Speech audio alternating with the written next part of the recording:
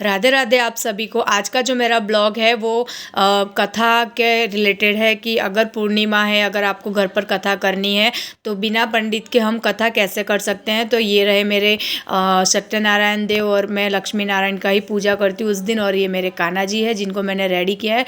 तो आज है शरद पूर्णिमा और शरद पूर्णिमा के दिन ही मैं कथा करूँगी। वैसे तो मैं हर पूर्णिमा के दिन कथा करती हूँ जब से मेरे कान्हा जी आए हैं तब से। तो कथा के लिए सबसे पहले पूजनीय है हमारे गणेश जी। तो गणेश जी को पंचामृत से नहलाएंगे और फिर उनको अच्छे से सजाएंगे। तो अगर आपके पास मूर्ति अवेलेबल है तो बहुत अच्छी बात है, अगर नहीं है तो आप फ़ोटो भी ले सकते हो। अच्छे से उनको साफ़ करके तिलक लगाइए। अगर फ़ोटो भी नहीं है तो आप सुपारी की भी पूजा कर सकते हो गणेश जी मान के। मेरे पास मूर्ति है तो मैं इस तरह से उनको नहलाऊंगी अच्छे से। आपको मतलब नहलाना है और गणेश जी की पूजा करनी है, क्योंकि गणेश जी के बिना हमारी पूजा नहीं मानी जाती है। तो मेरे गणेश जी नहाकर रेडी हैं, तो मैं अभी इनको अच्छे से साफ़ सुथरा करके फिर उनको तिलक लगाऊंगी। तिलक हम चंदन का लगाएंगे, क्योंकि जितने भी भगवान जी होते हैं उनको तिलक उसका चंदन का लगता है, और जो माता रानी है उनको जो तिलक लगता है वो कुमकुम का लगता है। तो हमारे गणेश जी को हम चंदन से लगाएंगे। उसके पहले मैंने इनको ये माला पहना दी और फिर इनको हम चंदन का तिलक लगाएंगे। फिर इसके बाद है हमारे लक्ष्मी नारायण, जो सत्यनारायण बोलते हैं वो भी है। तो लक्ष्मी नारायण को अच्छे से नहलाएंगे, उनको भी पंचामृत से स्नान करवाना है। फिर उनका भी श्रृंगार करेंगे, उनको भी माला पहनाएंगे और फिर उनको मतलब तिलक वगैरह करेंगे।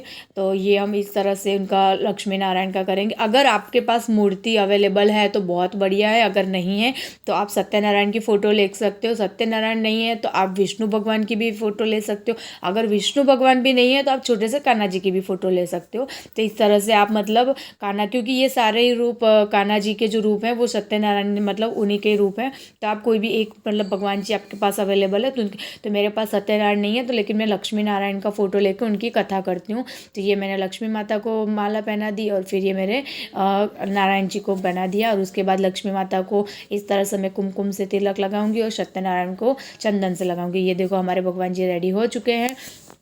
और इसके बाद आता है हमारे कामधेनु माता।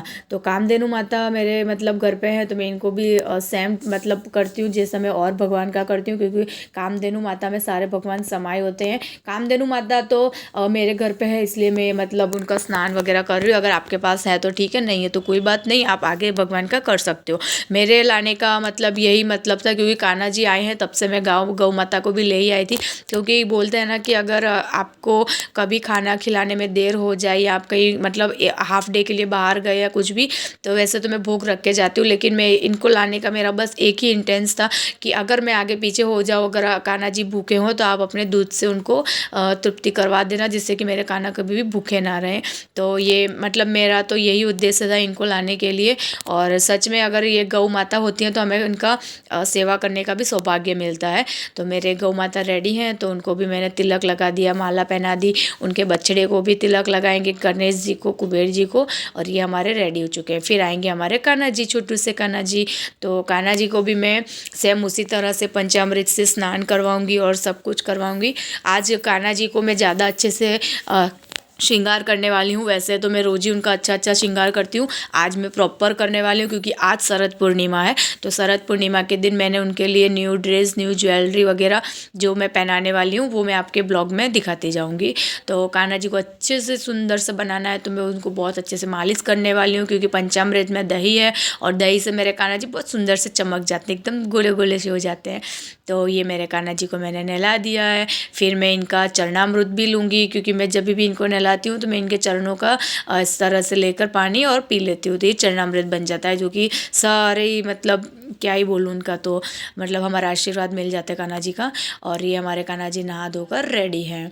फिर इनको भी अच्छे से मतलब टॉवल से मैंने वो कर लेना है, अच्छे से मतलब सुखा देना कान्हा जी को, गीला गीला ना लगे इसलिए। तो ये मेरे कान्हा जी को मैंने अच्छे से साफ़ कर दिया। अभी मैं इनकी ड्रेस दिखाती हूँ। आज शरद पूर्णिमा है तो मैं वाइट ड्रेस पहनाऊँगी। ये देखो इनकी इतनी सुंदर सी ड्रेस है और मेरे कान्हा जी भी ड्रेस देख के बहुत हैप्पी हो गए हैं। और ये इनका पटका था। तो कान्हा जी को रेडी करने के लिए मैं इनको कपड़े पहनाऊंगी। वैसे मेरे कान्हा जी को कपड़े पहनाना तो बहुत आसान है, लेकिन कभी कभी ऐसे हैवी ड्रेस होती है ना तो थोड़ा टाइम लग जाता है। तो मैं सबसे पहले इनको ड्रेस पहनाऊंगी और फिर उनका सारा श्रृंगार करूंगी। आप देखते जाइए कि मैं किस तरह से श्रृंगार वगैरह कर रही हूँ। वैसे मैं प्रॉपर पूरी ब्लॉग तो नहीं डालती हूँ श्रृंगार की, बोलते हैं ना कि श्रृंगार दिखाना नहीं चाहिए, लेकिन मैंने इसमें थोड़ा बहुत दिखाने की कोशिश की है। और फिर ये इनके मैचिंग के कंगन लेकर आई थी, तो वो वाइट वाले कंगन है। और फिर उनकी माला भी मैचिंग की। आज मैं डबल सेट पहनाने वाली हूँ, लॉन्ग एंड शॉर्ट। तो ये लॉन्ग वाला था और इसी के मैचिंग का एक शॉर्ट वाला भी है वाइट कलर का। तो बोलते हैं ना कि शरद पूर्णिमा के दिन पूरा सफ़ेद रंग का श्रृंगार करना चाहिए। और मैंने पूरा सफ़ेद रंग का ही श्रृंगार लिया है इनका। तो अब हमारे कान्हा जी का आता है अपने चंदन लगाने की बारी। और कभी कभी तो मेरा चंदन लगाने के बाद इतने सुंदर लगते हैं। ये देखो मैंने कितना सुंदर सा चंदन लगाया। तो ये मेरे कान्हा जी रेडी हो चुके हैं। अब उनको हम सफ़ेद वाला मुकुट पहनाएंगे। उसके बाद हम लगाएंगे मोर पंख, क्योंकि मोर पंख के बिना तो कान्हा जी का श्रृंगार भी अधूरा सा लगता है। और अब हम लगाएंगे इत्र, कान्हा जी का फेवरेट चंदन वाला इत्र लगाऊंगी। और फिर इनको हम दर्पण से दर्शन करवाएंगे, क्योंकि जब भी मैं सुंदर सा श्रृंगार करती हूँ और इनको श्रृंगार दिखाती हूँ, सच में आप बिलीव नहीं करेंगे, मेरे कान्हा जी एक बहुत अच्छी सी स्माइल देते हैं मेरे को। और ये स्माइल देखने के लिए मैं इनको हमेशा मिरर करवाती हूँ, क्योंकि अच्छा लगता है। फिर इनको ये पटका भूल गई थी, सॉरी मैं इनका पटका रखना भूल गई थी। तो सबसे पहले मैं पटका रखूँगी और इसके बाद मिरर से इनका दिखाऊंगी श्रृंगार।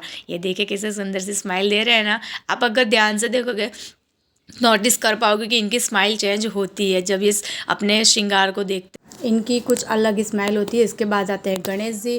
प्रथम पूजनीय गणेश जी को हम इस तरह से कपड़े के रूप में हमें इनको पीले रंग का जो कलावा होता है वो चढ़ाऊंगी और रेड कलर का पुष्प चढ़ाऊंगी, क्योंकि गणेश जी को रेड कलर का पुष्प चढ़ता है। इसके बाद अब हम अपने जो कुल देवी है मेरी, जो अपने माता रानी है, उनको मैं आशापुरा को पुष्प अर्पण करूँगी। उनको भी अर्पण करने के बाद फिर सब उसके बाद आता है लक्ष्मी नारायण की बारी। लक्ष्मी नारायण को भी मैं इसी तरह से कलावा चढ़ाने वाली हूँ लाल रंग का माता रानी को, ताकि उनके वस्त्र का रूप वो होता है, और पीले रंग का नारायण जी को। आप देख सकते हो कि मैंने पीछे का जो चौकी बनाई है केले के पत्तों की, वो इस तरह से हमको बनानी है कि मतलब कोई भी सपोर्ट ले लीजिए और उसके ऊपर केले का पत्ता इस तरह से रख लीजिए, क्योंकि मंदिर के अंदर हम इस तरह से पूरा 4 पत्तों का तो चौकी नहीं लगा सकते, तो इस तरह से आप बना सकते हो। वैसे मैंने एक केले का पूरा पत्ता भी रखा है, और जो लक्ष्मी नारायण का जो मूर्ति है उसके ऊपर इस तरह से मैंने केले के पत्ते की आड़ बना दी है, और उसके नीचे मैंने मूर्ति विराजमान की है। और उन लोगों को मैं इस तरह से अपने क्या बोलते हैं चंदन का इत्र भी लगाऊंगी। जितने भी भगवान जी हैं सबको आपको पुष्प अर्पण करने हैं, और इत्र भी लगाना है। माता रानी को चुंदड़ी पहनाना है। हमारे मतलब मंदिर में जो भी भगवान है सभी की सेवा करनी है। और गौ माता को भी मैं पुष्प अर्पण करूँगी, और बछड़े को भी पुष्प अर्पण करूँगी, और साथ ही साथ हमारे कान्हा जी को भी फूल रखने हैं। वैसे आज तो सफ़ेद फूल चढ़ाने थे, लेकिन मैं भूल गई थी, तो आज मैंने पीले फूल ही ले लिए। तो मैं पीले रंग के फूल ही अर्पण करने वाली हूँ इनको भी।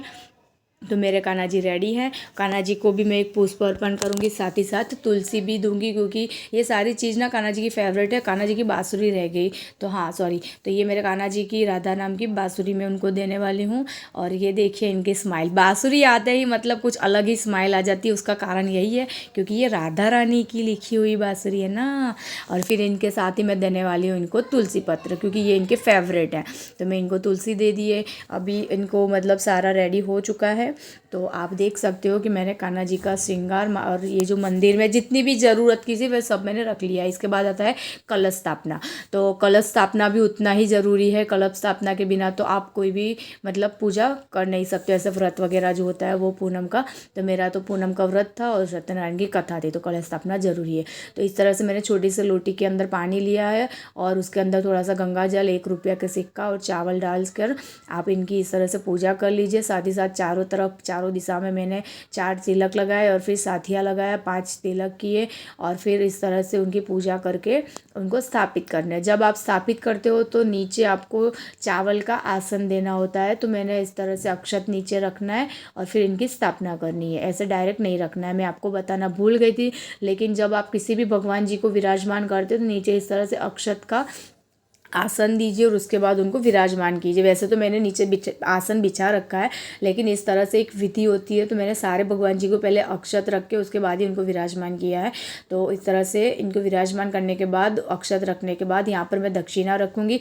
दक्षिणा रखने का महत्व एक ही होता है कि अगर हमने ये जो भी कुछ विधि विधान की, अगर इसमें कोई गलती होती है, भूल चूक होती है, तो हमें इनसे दरख्वास्त करनी है कि हे प्रभु जी, अगर हमसे कोई भी भूल चूक हुई हो या कोई कमी रह गई हो तो प्लीज़ हमें माफ़ करना। इस तरह से हम इनको पुष्प अर्पण करके यहाँ पर ये रखते हैं। फिर इस मैंने पूरा मतलब रेडी कर दिया है। आप देख सकते हो मेरे माता ये मेरी कुल देवी आशापुरा है, ये दुर्गे माँ है और सब मतलब सारे भगवान जी हैं, उन लोगों को मैंने रेडी कर दिया है। और ये देखिए लक्ष्मी नारायण कितने सुंदर लग रहे हैं।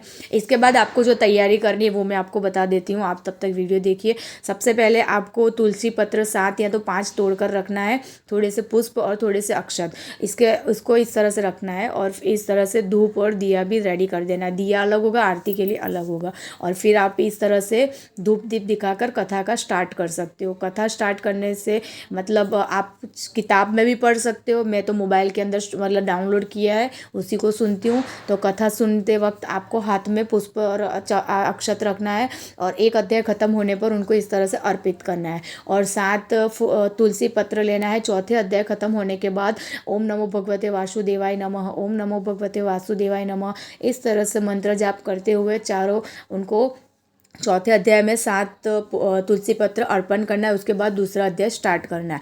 और सारे अध्याय ख़त्म होने के बाद आपको भगवान जी को जो भी मतलब आपने आरती करनी है, कपूर जलाना है। फिर उनको जो फेवरेट प्रसाद है, फेवरेट सूजी का प्रसाद, 5 तरह का प्रसाद आप कोई भी रख दीजिए, कुछ नहीं है तो आप सिंपल सीरा भी बना सकते हो। तो मेरे इस तरह से मैंने कथा संपूर्ण की और प्रसाद ग्रहण किया और साथ ही साथ खीर का भी प्रसाद किया, का प्रसाद ग्रहण किया। तो अगर आपको मेरी ये वीडियो पसंद आई है और अगर आपको लग रहा है कि मेरा जो भी कुछ मैंने आपको बताया कथा से रिलेटेड अगर आपको थोड़ा सा भी मतलब हेल्पफुल लगा तो प्लीज़ मेरी वीडियो को लाइक कीजिए, शेयर कीजिए, सब्सक्राइब कीजिए मेरे चैनल को। राधे राधे।